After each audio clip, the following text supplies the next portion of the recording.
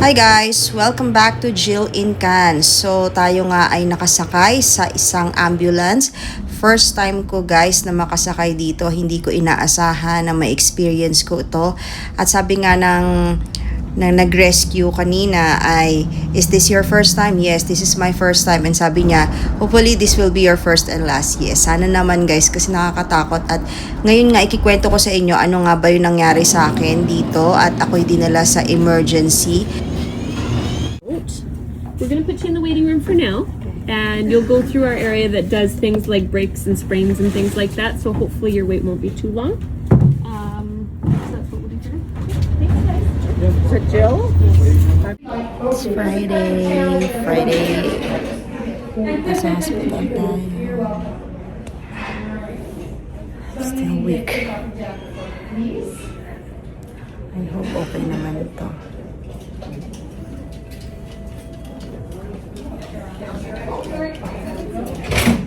Ito pala yung paa ko guys. So, on top of it is may ice pack.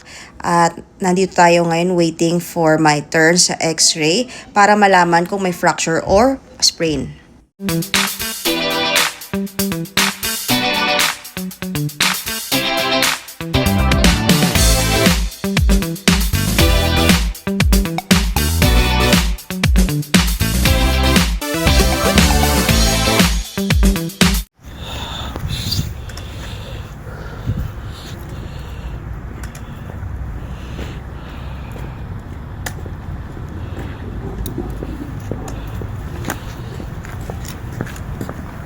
Jacket ko ba bigay sa'yo? Narinig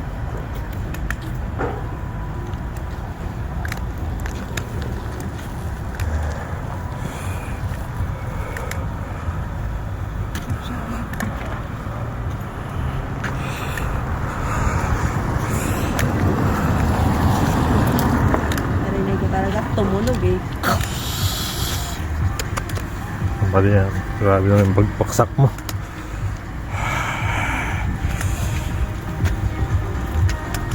Pasigil ko lang.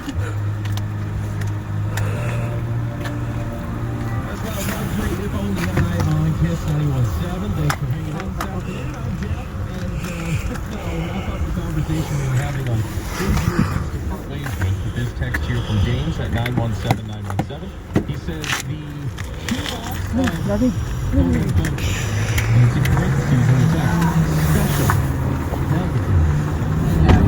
Pauwi na kami guys. Ay, live January. Ayan, meron tayong bagong kasama dito. Ito oh. So, parang nangihina pa din ako eh. Kanina pag nung pinatayo ako, parang nanginginig-nginig pa rin yung mga kalamnan ko kasi nangihina pa talaga ako. O dahil hindi lang ako nag-lunch. Walang binigay. Ay, hindi, kanina pagsakay ko sa ambulance, pinainuman ako ng Tylenol tsaka Advil. Tapos, pero sabi sa akin, pwede lang ako uminom ng Tylenol. Pwede ako uminom ng Tylenol, pero hindi ako pwede uminom ng Advil kasi parang meron siyang ingredient na makaka-delay ng pag-heal dun sa bones. Yung Advil. Oo, yung Advil. Okay, So, Tylenol lang. Oo, Tylenol lang. Diba nangyari ko guys? Ito ko na lang mamaya.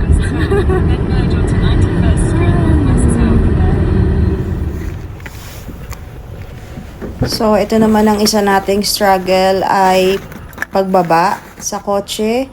Dahil nga, kung nakita nyo ang aking Facebook Reels, pinakita ko yung kalsada dito is icy siya. So, marami siyang black ice.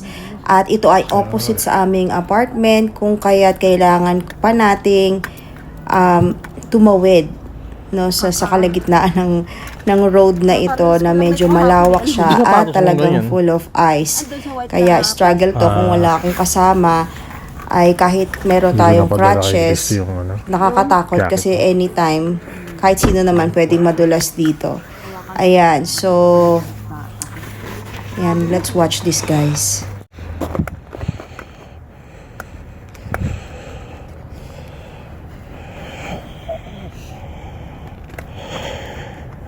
sabi sa akin sabay, parang mahirap yung sabay sa ganitong ano. Sabay talaga yan. Hindi kasi pag nadulas sa isa yun lamig.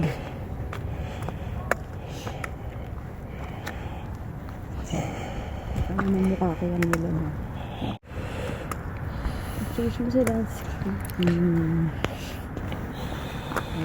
Medyo mabagal talaga yung lakad natin every step kasi masakit din siya, tapos mabigat. Basta every time na iaangat mo siya or may iwan naman siya sa baba, masakit din. So, kaya dahan-dahan talaga. At saka hindi ko pa kabisado yung bawat step na gagawin ko na dapat mauuna yung ating strong leg before the week at pati yung crutches natin. Ayan, so nalilito pa ako guys kung ano yung mauuna.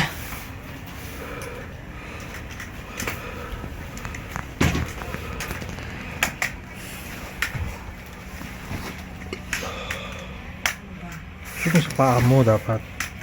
Hindi yan. Ha? Baliktad? Oo.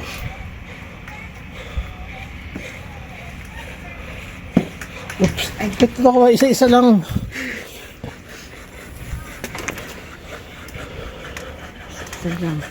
Isa lang. Ang talo pa.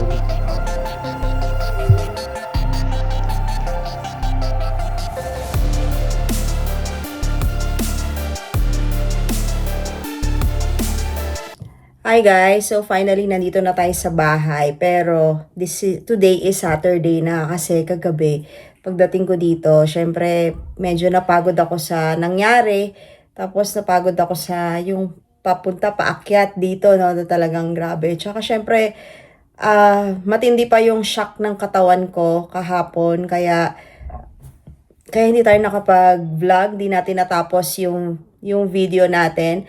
Pero ngayon, kikwento ko sa inyo ano yung talagang nangyari. So, it was a beautiful day sa Friday na 10 a.m. shift pa naman ako guys. At yung 10 a.m. shift na yon, syempre, normally, ang schedule ko is 7 a.m. or 8 a.m. dahil nga meron akong French class. Kaya, para maaga yung uwi ko, makaabot ako sa French class. Pero dahil Friday, wala akong French, pwede ako umuwi ng late. So, 10 to 6 p.m. ang aking shift at marami tayong nagawa in the morning.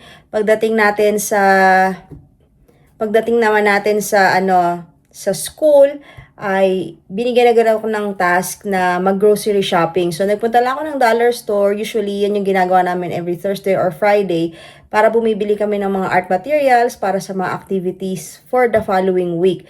At nakabalik naman ako ng school together dun sa dala-dala kong na grocery ko, na shopping ko, at yun, nilapag ko na doon. At pagkalapag ko, nagbihis naman ako ng aking vest, yung parang construction vest namin na sinusuot, dahil oras na namin para mag-supervision. So usually, ginagawa po yan dito if you are an early childhood educator or mga education assistant. So kapag ka lunchtime or before the lunchtime, merong outdoor recess, yung mga bata, nagpi-play sila outdoor at kami yung nagbabantay sa kanila. So, may mga assigned spots kami doon. At So, nung nasuot ko na yon, and then, papunta na ako outside. So, nasa loob yung center namin, nasa loob ng school. Pagpunta ko, pagbaba ko ng ilang steps doon sa palabas ng, kasi yung center kasi namin is yung ginagamit namin is the stage. So, meron kaming stairs sa gilid na doon talaga kami lahat dumadaan. Pati mga bata, lahat doon dumadaan. And then, so mga ano lang siya, mga 4 to 5 steps lang siya, guys. At, yon. So, pag naka-indoor shoes pa ako, so hindi naman mabigat kasi hindi ako naka-boots. Very comfortable yung aking shoes. At yon. So, pag step ko 1, 2, 3, 4, siguro mga pang 4th step na ganyan, dumula sa edge yung aking last step. At siguro nadulas akong ganon. Tapos, na-bend forward yung aking front foot, no? Front foot. Yung harapan ng aking foot, no? So, ito. Hindi ako natapilok na pa-side or anong side. Pero na ganon. Tapos, narinig ko talaga yung tumunog. Grabe. So, nung narinig ko yun, talagang sabi ko, ang sakit. Narinig ko agad. Tapos, biglang sabi nung supervisor, are you okay, Jill? Sabi ko, no. No agad sagot ko. And then, pumunta sila sa akin, tinulungan nila ako maglakad, pabalik dun sa room para makaupo ako. And then, nilagyan ako ng ice pack. Pero, nahihilo-hilo na ako dun sa nangyari. Tapos sinasabi niya, gusto ko na mag-pass out. Talagang nagbe-blurry na yung paningin ko kasi tapos nilagay yung foot ko sa isang chair para nakataas, tapos nilagyan ng ice pack. Tapos naiwan na lang yung isa kong supervisor dahil yung isa naman ay lalabas din for supervision. Tapos yung isang staff naman namin ay nandun sa mga kinders. So, kasama niya yung mga bata sa gym. So, ayun, ang aking supervisor na nandoon ay nataranta talaga siya, naiyak siya kasi sabi niya, Jill, wag kang matulog, ganyan-ganyan. So, Filipina siya. Si Leila po yun. Shout out kung nanonood ka. At, so, yun ang nangyari at gusto ko talagang humiga. Sabi niya, wag kang matulog pero gusto ko lang mag-lie down kasi ang init. Tapos naka-winter coat ako. Yung init ng katawan ko, naramdaman ko bigla umaakyat sa ulo ko. Tapos sabi niya sa akin, parang nag-unresponsive ako ng mga ilang seconds siguro. Kaya tinawagan niya na yung isang kasama namin at pumunta na dun sa office, sa secretary para sabihin yung nangyari. Tapos pumunta yung mga ibang teachers, yung secretary doon, ganyan, yung supervisor nila. Pumunta doon, tapos chinik ako, tapos nagbigay ng first aid nga. Ayun, chine-check ako, ganyan, yung mata ko, ganyan. And then,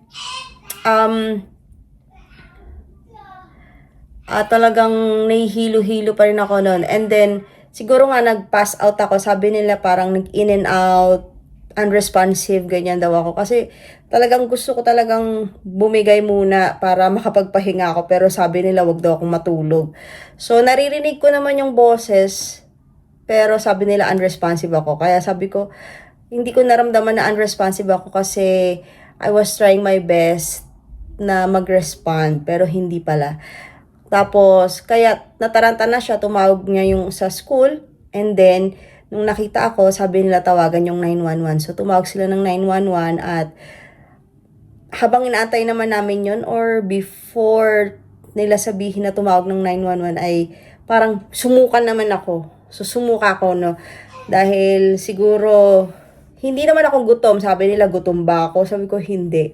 Rice nga yung sinuka ko kasi nakapag-breakfast ako ng maayos. So, yun, nakapagsuka ako and then, nag-antay kami ng rescue or the emergency response team, no? So, dumating naman sila parang mga less than 10 minutes or so, hindi ko na maalala. Pero hindi naman mga half an hour yung pinag-antay namin. So, yun ang nangyari, guys. At talagang hindi natin alam ano nangyari. Tapos, sinek ako ng ng emergency response team na yung sa paa, yung sa paningin ko, ganyan, kung hinawakan yung ulo ko, kung nauntog ako. So, luckily naman guys, hindi naman ako nauntog, hindi ako, any part of my body, hindi naman, well, actually, hindi ko rin maalala, pero hindi ako nauntog, ang alam ko. So, wala rin tumama, hindi, yung tuhod ko, hindi rin tumama. Basta talagang narinig ko lang talaga na gumanon to. Yung paa natin nakaganyan, gumanon siya. So, narinig ko talaga yon. Yun talaga yon. Pero nakabalance pa ako ng katawan ko kasi nakahao pa ako dun sa sides. So, dumating yung response team at chinek nila ako. Tapos tinanong ako kung gusto ko ba na ngayon na ako magpa-x-ray para malaman kung na-sprain ba yon or na-break or yon may fracture ba. Ayan. So, parang pag tinitignan nila kasi parang maumbok lang siya. Parang ganun lang siya, no? So, pero, nung tinatanong din ako at that time, kung masakit, sabi ko hindi masakit. Wala pa akong nararamdamang sakit sa moment na yon. Pero, nung nandun na ako sa hospital, at hanggang ngayon yun, so nararamdaman ko na yung sakit. Siguro kasi nga, yung shock, wala pa dun sa aking part of that na na-fracture. Pero yung shock nandito sa katawan ko, grabe yung shock ko talaga. So, talagang kaya nataranta sila kasi namutla talaga ako nun. Ayun, so, paano ko tinransfer from dun sa center to the stretcher. So, first time ko din guys na maka-experience ng stretcher. At first time ko rin na sa totoo kasi pag mga first aid na activity, di ba, yung mga 1-man carry, 2-man carry. So, first time ko maka-experience ng 2-man carry. Pero hindi yung ganon kasi alam ko yung 2-man carry, may kahawak ang kamay, ganyan. Meron silang tela na may mga pwede mong hawakan tapos din yung hahawakan nila tapos uupo ka. So, 2-man carry, tapos binaba ako doon, sinakay sa stretcher, and then yun na yung mga machine, ganyan, and then nilagay sa ambulance, and then ayun, so first time ko naman yun guys na talagang experience na yan na makasakay doon. At nung nandun na ako sa ambulance, medyo okay na ako. Binigyan ako ng Tylenol at saka Advil for the pain. Ayan, pero pagdating ko nga sa pagka-discharge nga sa akin, isa sa mga instructions is I can take Tylenol for the pain but not Advil kasi nga meron siyang content na nakakapag-delay daw ng healing ng na-fracture na bone. So, meron nga siyang na-fracture na bone based dun sa x-ray at ayun, so hindi pa sinabi kung ilang weeks tayo magpapahinga at ayun, maganda rin naman dahil yung aking work, yung aking dalawang supervisor, ay talagang they always keep in touch with me kung kamusta ako. Gusto rin niya akong samahan ng aking supervisor na white doon sa aking pag-aantay sa waiting area. Pero sabi ko papunta na yung husband ko. At yun, buti na lang din, sobrang buti na lang na si Chris dumating siya ng Thursday night from Calgary dahil nga weekly nasa Calgary siya at Thursday ng gabi yung dating niya. So buti na lang Friday ay nasa bahay siya, work from home. Kung kaya nung time na nangyari yon ay nakapunta siya sa work ko to get the car tapos para sunduin ako dun sa hospital na pinagdalhan sa akin. Ayun, so kaya sabi nung supervisor ko kung gusto niya ako samahan, if I need company, sabi ko okay lang naman ako dito. Ayun, so kung magkasama kami baka maubusan pa ako ng English. Ayan, so pahinga muna tayo sa pag-i-English. Ayun, so naging mabilis din naman yung proseso, no? Hindi ko alam dahil because ba ito ay work-related. Ang bilis ng 911, ang bilis ng response nila, and then nung nasa waiting area ko, hindi naman ganun katagal yung inantay ko, mga 3 hours ba yun?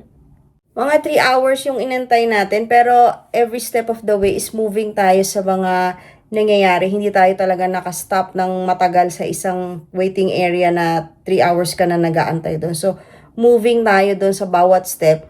At bawat step may nagpo-follow up agad sa akin. So, mabilis yung proseso at ito nga ay binigay nga sa atin yung crutches at itong air cast boot na tinatawag. So, Noon kasi, 'di ba, sa Philippines ang naalala ko yung sinisimento tapos di ka pwedeng maligo. Ito kasi parang may medyas lang siya sa loob tapos ita-tighten mo lang tong boots na to sa iyo. Tapos pwede ka pa rin tanggalin mo siya pag maliligo ka para ayun, so tapos adjustable din siya. Depende sa ano kailangan ng body mo. Minsan meron din part dito na pwede mo siyang lagyan ng air sa sides kung kailangan mo for ankle support, no? Pero sa akin, hindi naman daw kailangan. So, ayun guys, ang ating situation, ang ating life update for the day. Ang ating happy weekend ay naging ganito. So, na-stuck tayo sa ating bahay for the whole day at hindi pa natin alam kung hanggang kailan ito. But syempre, the more na mas matagal or the more na mas magiging, sabi nga ng aking sister-in-law na nurse, na si Cheryl, shout out sa'yo na nasa US, no? Sabi nga niya na mag-strict ka sa sarili mo, na i-follow mo, na stabilize mo lang yung foot mo, wag mong palaging gagalawin para mas mabilis siyang mag-heal. At mas mahirap din kung lagi mo siyang gagalaw-galawin, baka mas hindi lang ma-prolong, mas mag-worsen pa. So, yun lang guys ang ating situation. And kung meron kayong mga comments and suggestion, may question kayo sa mga nangyari, kung kamusta ba yung mga hospital, mga doctors dito, okay naman sila guys. At kung covered ba ito ng ating mga healthcare benefits, ano bang kino-cover nito. So, sa next vlog ay pag-uusapan natin to. Just comment down below kung ano yung mga ideas nyo. Dahil ito ay nangyari sa work, ano ba yung mga compensation na pwede nating matanggap dito. So, yun lang guys. And thank you for watching. See you in my next vlog. Bye!